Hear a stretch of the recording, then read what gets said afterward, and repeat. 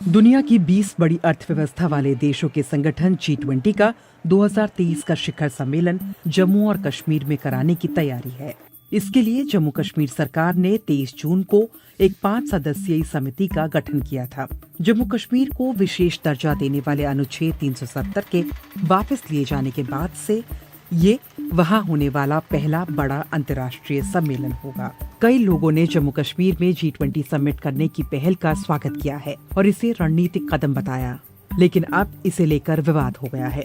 सबसे पहले इस पर पाकिस्तान ने आपत्ति जताई। पाकिस्तान ने 26 जून को भारत की इस पहल को खारिज करते हुए कहा था कि जम्मू कश्मीर अंतर्राष्ट्रीय स्तर पर स्वीकार्य विवादित इलाका है। बीजेपी नेता सुब्रमण्यम स्वामी ने 3 जुलाई को ट्वीट कर बताया कि मोदी सरकार जम्मू कश्मीर में G20 समिट कराने से पीछे हट रही है। अपने ट्वीट में स्वामी ने लिखा है कि मोदी सरकार G20 समिट से पीछे हट गई है। पहले घोषणा की गई थी कि इसका आयोजन जम्मू कश्मीर में किया जाएगा। इसके बाद चीन गुर्राया और पाकिस्तान भौंका। इसके बाद मोदी सरकार डर गई और अब G20 समिट दिल्ली में कराने का फैसला किया गया है, शायद प्रगति मैदान में 54 इंच का सीना।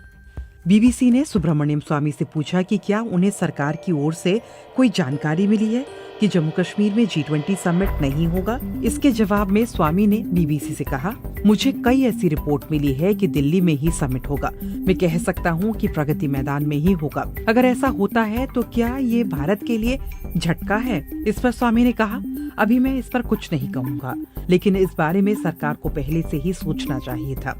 सऊदी अरब समेत खाड़ी के कई देशों में भारत के राजदूत रहे तलमीस अहमद कहते हैं कि भारत को पूरा अधिकार है कि वो G20 समिट अपने किसी भी इलाके में कराए। तलमीस अहमद ने कहा कि जम्मू कश्मीर जो भारत के हिस्से में है, उस पर कोई विवाद नहीं है। ये हमारा संप्रभु इलाका है।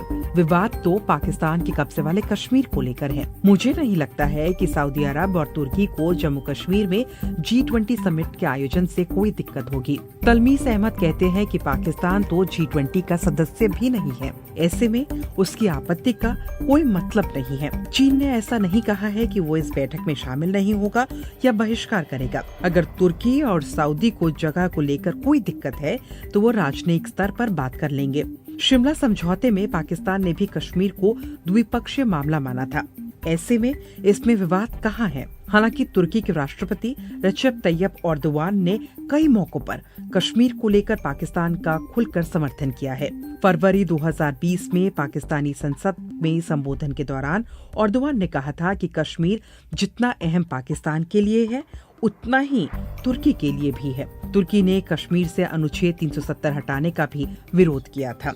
भारत के विदेश मंत्रालय ने एर्दोगान की टिप्पणी पर नाराजगी जताते हुए कहा था कि तुर्की को भारत के आंतरिक मामलों में दखल नहीं देना चाहिए। वहीं सऊदी अरब ने कश्मीर का विशेष दर्जा खत्म करने पर कोई प्रतिक्रिया नहीं दी थी, लेकिन ऐतिहासिक रूप से देखें तो सऊदी भी कश्मीर के मामले में पाकिस्तान से सहमत रहा है। G20 क्या है? G20 में दुनिया की बड़ी अर्थव्यवस्था वाले 20 देश शामिल हैं। G20 के पास वैश्विक GDP की 80% हिस्सेदारी है, 75% वैश्विक कारोबार पर नियंत्रण है और 60% वैश्विक आबादी है। G20 देश हैं Argentina, Australia, Brazil, Canada, Germany, France, India, Indonesia, Italy, Japan, Mexico, रूस, सऊदी अरब, दक्षिण अफ्रीका, दक्षिण कोरिया, तुर्की, ब्रिटेन और अमेरिका। G20 1999 में बना था और भारत तब से ही इसका सदस्य है।